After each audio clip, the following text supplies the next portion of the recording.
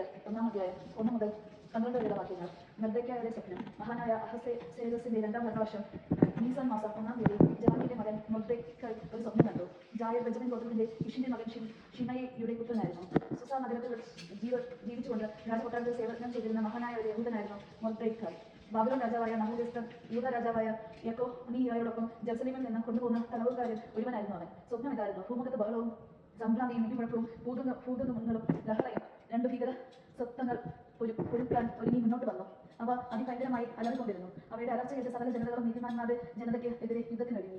ഭൂമുഖത്ത് അന്ധകാരത്തിന്റെയും നൈരാശ്യത്തിന്റെയും കഷ്ടതയുടെയും ദുരിതത്തിന്റെയും പീഡനത്തിന്റെയും മഹാകലാപത്തിന്റെയും ഒരു ദിവസം. നീതിമാന്മാരുടെ ജനത മുഴുവൻ കഷ്ടകാലത്തിലായി. തങ്ങളെ ഭീഷണിപ്പെടുത്തുന്ന ദുഷ്ടതകളെ അവർ ഭയപ്പെട്ടു. നശിക്കാൻ അവർ തയ്യാറായി. അപ്പോൾ അവർ ദൈവത്തെ വിളിച്ചു. അവരുടെ കരച്ചിലിൽ നിന്ന് ചെറിയ ഉറവയിൽ നിന്നെന്ന പോലെ ധാരാളം ജലമുള്ള ഒരു മഹാനദി ഉണ്ടായി. പ്രകാശം വന്നു. സൂര്യൻ ഒത്തുചേർന്നു. എളിയവർ ഉയർത്തപ്പെട്ടു. ഉന്നതർ നശിപ്പിക്കപ്പെട്ടു. ദൈവം ചെയ്യാൻ ഉറച്ചിരുന്ന എന്തെന്ന് മൊർദെഖായി ഈ സ്വപ്നത്തിൽ കണ്ടു. ഉണർന്നപ്പോൾ അത് അവന്റെ മനസ്സിൽ തങ്ങി നിന്നു. അതെല്ലാ വിശദാംശങ്ങളോടും കൂടി ഗ്രഹിക്കാൻ അവൻ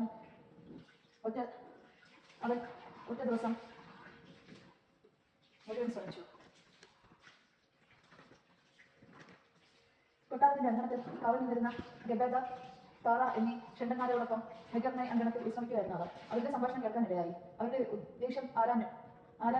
അവർ അഹദ്മോസ് രാജാവിനെ വധിക്കാൻ ഒരുങ്ങുകയായിരുന്നു എന്ന് മനസ്സിലാക്കി. അവരെപ്പറ്റി അവർ രാജാവിനെ അറിയിച്ചു. രാജാവ് ആ 2 ഷണ്ടന്മാരെ വിചാരണ ചെയ്തു. കുറ്റം സംബന്ധിച്ച് അവരെ വധശിക്ഷ കേൾപ്പിച്ചു. രാജാവ് ഈ സംഭവങ്ങളുടെ ഒരു രേഖ ഉണ്ടാക്കി സൂക്ഷിച്ചു. മൊർദെഖായി അവരുടെ ഒരു വിവരണവും തയ്യാറാക്കി. രാജാവ് മൊർദെഖായിയുടെ കൊട്ടാരത്തിൽ സേവനം ചെയ്യാൻ കൽപ്പിക്കുകയും ഇക്കാര്യങ്ങൾ അവന് സമ്മാനം കൊടുക്കുകയും ചെയ്തു. എന്നാൽ ഉൽഗോഗ്യനായ ഹമേദായുടെ മകൻ ഹമാമിനോട് രാജാവ് വലിയ മതിപ്പായിരുന്നു. അവനാകട്ടെ രാജാവിന്റെ ആ 2 ഷണ്ടന്മാരെ പ്രതി മൊർദെഖായിയുടെയും അവന്റെ ആളുകളെയും ഉപദ്രവിക്കാൻ തക്കം പാർത്തിരുന്നു.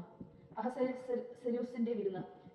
ഇന്ത്യ മുതൽ എത്യോപ്യ വരെയുള്ള 127 പ്രവിശ്യകൾ ഭരിച്ചിരുന്ന അഹസ്വേരോസ് രാജാവ് തലസ്ഥാനമായ സൂസായിലെ സിംഹാസനത്തിൽ വാഴുമ്പോൾ തന്റെ 3-ാം ഭരണവർഷം തന്റെ സകല പ്രഭുക്കന്മാരെയും സേവകന്മാരെയും പേർഷ്യയിലും മൊദിയായിലെയും സേനാധിപന്മാർക്കും പ്രവിശ്യകളിലെ പ്രഭുക്കന്മാർക്കും നാടുവാഴികൾക്കും ഒരു വിരുന്ന് നൽകി. 180 ദിവസം അവർ തന്റെ രാജകീയ മാതൃത്വത്തിന്റെ സമൃദ്ധിയും തന്റെ പൈശ്യങ്ങളുടെ ആഡംബര പൂർണ്ണതയും അവരുടെ മുമ്പിൽ പ്രദർശിപ്പിച്ചു. അത് കഴിഞ്ഞ് തലസ്ഥാനമായ സൂസിയയിലുണ്ടായിരുന്ന വലിയവരും ചെറിയവരുമായ സകലരും കൊട്ടാരത്തിലെ ഉദ്യാന അങ്കണത്തിൽ വെച്ച് 7 ദിവസം നീണ്ടുനിന്ന വിരുന്ന് നൽകി. അവിടെ മാർബിൾ സ്തംഭത്തിലുള്ള വെള്ളി വളയങ്ങൾ ചെന്ന നേർത്ത ചണലുകൾ കോർത്ത് തുണി കൊണ്ടുള്ള വെളുപ്പും നീലവും യവനികൾ തൂക്കിയിട്ടിരുന്ന അമർത്യശില, വെണ്ണക്കല്ല്, മുത്തുചെപ്പി, രത്നക്കല്ലുകൾ ഇവ എടുത്ത് വർണ്ണശർപ്പം ശമ്പളമാക്കിയ തളത്തിൽ പൊന്നുകൊണ്ടും വെള്ളികൊണ്ടും നിർമ്മിച്ച് തൽപ്പങ്ങളും ഉണ്ടായിരുന്നു. വിവിധതരം പൊൻചക്രങ്ങളിലാണ് പാനീയങ്ങൾ പകർന്നിരുന്നത്. രാജകീയ വീനും രാജാവിന്റെ ഔദാര്യം അനുസരിച്ച് നിർലോഭം വിളമ്പി. കുടിക്കുന്നത് നിയമാനുസൃതമായിരുന്നു. എന്നാൽ കുടിക്കാൻ ആരെയും നിർബന്ധിച്ചില്ല.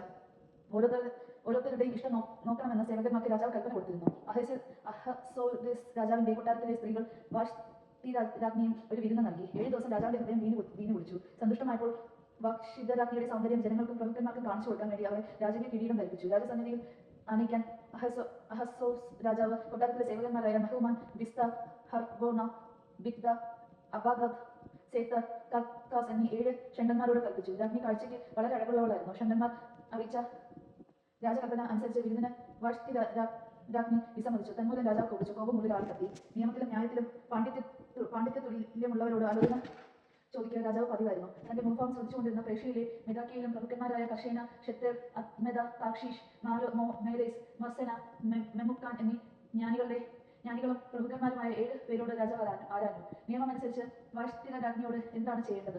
അഹസ്വേര രാജാവ് ഷണ്ടന്മാർ മുഖേന അറിയിച്ച കൽപ്പന അവൾ അനുസരിച്ചില്ല. അപ്പോൾ മെമുക്കാൻ രാജാവിനോടും പ്രഭുക്കന്മാരോടുമായി പറഞ്ഞു. രാജാവിനോട് മാത്രമല്ല, പ്രഭുക്കന്മാരോടും അഹസ്വേരോസ് രാജാവിന്റെ എല്ലാ പ്രവിശ്യകളിലും നിന്നുള്ള സകല ജനതകളോടുമാണ് വാഷ്ടി രാജ്ഞി തെറ്റ് ചെയ്തിരിക്കുന്നത്. രാജ്ഞിയുടെ പ്രവൃത്തി എല്ലാ സ്ത്രീകൾ അറിയുകയും ഭർത്താക്കന്മാരെ അവർ ഔന്നതയോടെ വീക്ഷിക്കുന്നത് ഇടയാവുകയും ചെയ്തു.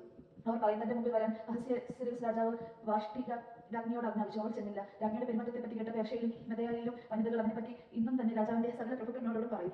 അങ്ങനെ എങ്ങും വലിയ അവജ്ഞതയും അമർഷവും ഉണ്ടായി. രാജാവിന് ഹിതമെങ്കിൽ വാഷ്ടി ഇനി ഒരിക്കലും അഹസ്വേരോസ് രാജാവിന്റെ മുമ്പിൽ വരരുതെന്ന് ഒരു രാജശാസനം പുറപ്പെടുവിച്ചു.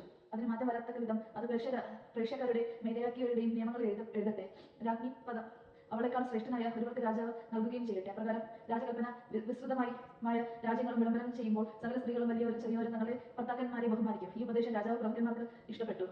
മെമുക്കാൻ നിർദ്ദേശിച്ചതുപോലെ രാജാവ് ചെയ്തു. പുരുഷന്മാർ വീടുകളിൽ നാഥന്മാരായിരിക്കണമെന്നും രാജാവ് തന്റെ സകല പ്രവിശ്യകളിലേക്ക് എഴുത്തുകൾ അയച്ചു. ഓരോ പ്രവിശ്യയ്ക്കും അതിന്റെ ലിപിയും ഓരോ ജനതയ്ക്ക് അതിന്റെ ഭാഷയിലുമാണ് എഴുതിയത്. ദൈവജനമാണ് നാം കേട്ടത്. നമുക്ക് ദൈവത്തെ സ്തുതിക്കാം. ക്രിസ്ത്യാനിക്ക് സ്തുതി.